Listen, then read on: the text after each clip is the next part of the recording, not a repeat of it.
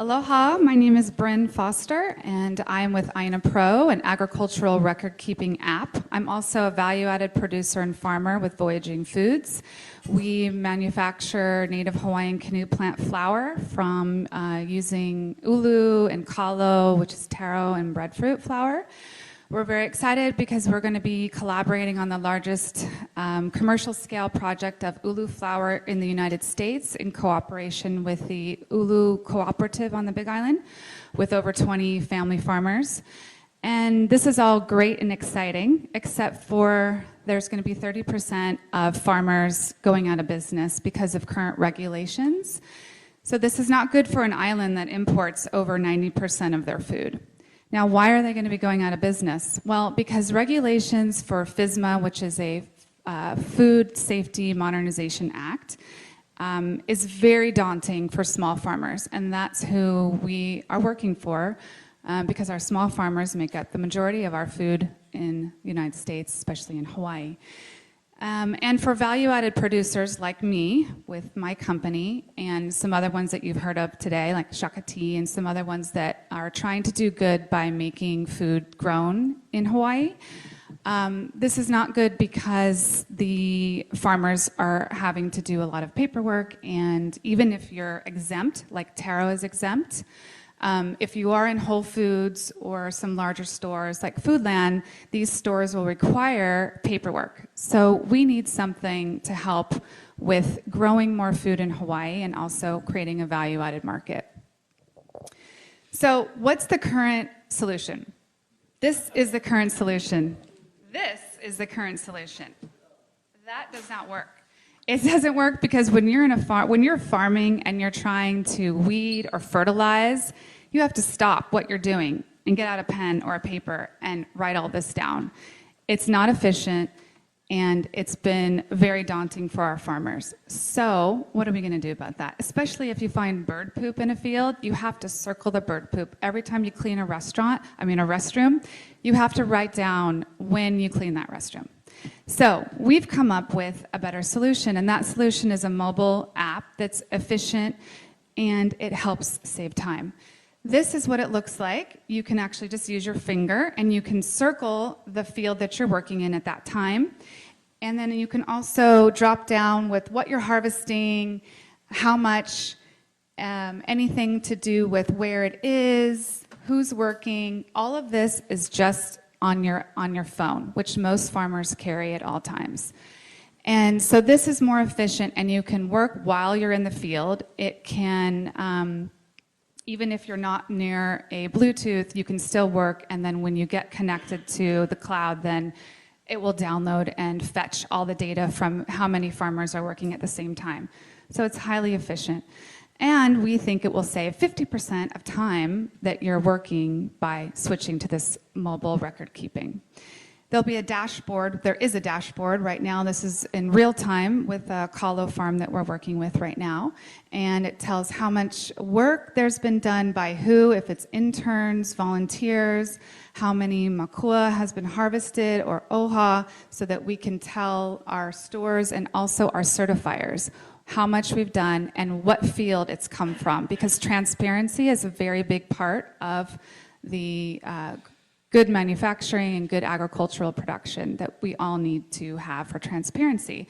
So it'll save time and money, it'll make data-driven decisions, it will also validate the farmer's intuition, and we also hope that it will inform and inspire the next generation by simplifying this regulatory process. Farmers don't go into business farming to do paperwork. So we are going to use a highly successful platform that Nerds has developed with over 40 plus customers, some of the largest landowners in Hawaii. We also have been, they have over 2 million acres and in production. And so we are excited about our team because we have Miley, who is an organic certifier. So with this app, we hope that by showing the good agricultural practices that our farmers are doing, that will also say, oh, you can also get organically certified because of what you're doing. A lot of small farmers just don't have the time and energy to be able to get organic certified, but this app will hopefully do it all. I'm a value-added producer, and Sam is also tech. The industry is huge. There's ag tech is over $2 billion. And we have, years one, we're going to have over 100 customers with network and referrals. And then by year 5, we're going to have 1,000 and move international. Our annual subscription, we will have 1 to 5 users for small farmers at $500 a year. And then medium will be 2,500. Enterprise, 20 to 50,000, where we're going to be offering customization, training, on-the-ground customer support. There are a lot of apps out there. Nothing does what we do. We take it from seed to value added, and it's in a holistic way. We're asking for 250,000, and thank you so much for your time. Mahalo nui. Okay, judges.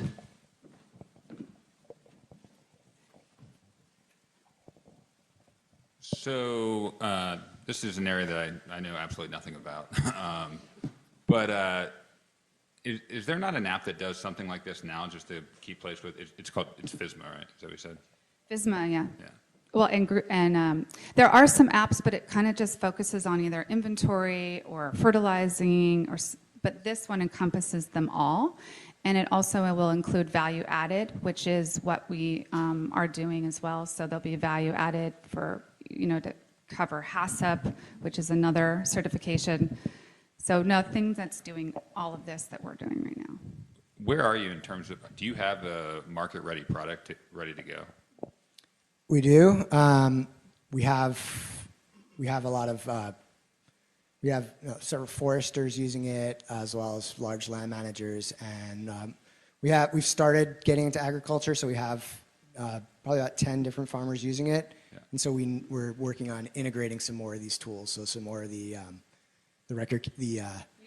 regulations and the certification part of it. So we have a lot of operational tools, so you can track fertilizer use, yeah. Plantings, harvest, traceability, but we now need to integrate like more of the regulation side. Oh, that's last question for you. So how do you get this to market to get it to critical mass of farmers? That's a really good question. Right now, it's really been focused on referrals. I mean, the thing with farming, it really is based on who else is using it, right? Yeah. A lot of these guys are still in analog mode, so it's about building trust, and then basically getting it out there through publications and Britain's part of the Farmers Union, so working on those networks. That's great. Can you give us like a quick rundown of the type of data that you collect? Because in the ag setting, I imagine there's like things that you have to track like in minutia as you're doing it all day long versus things that you can aggregate at the end of the day.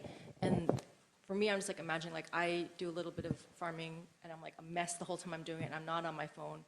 When you're in a lo'i, you're not going to be wanting a wetland mow. You're not going to be pulling out your phone and doing stuff when you're all covered in mud. So like what type of data do you collect? How are people putting it in from your user testing? Are they doing it all at the end of the day? Or are they actually doing it in the fields? It really depends on what you're doing. So some of the newer features we're adding are scheduling tasks. So you would set like, Joyce has to harvest, so at 5 o'clock you get pinged and it's like, what did you harvest where? Oh, I didn't harvest today. You push it off to the next day. There's some of that, but then there's also things where, let's say you're doing pest control and you're checking traps where you actually like at the trap, you scan the trap and you enter things. So it kind of really depends on what you're doing.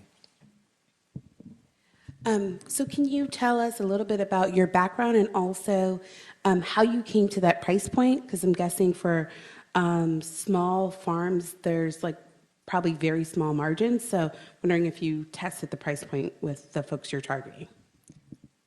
Background, I'm a Libra. I like long walks on the beach, puppies.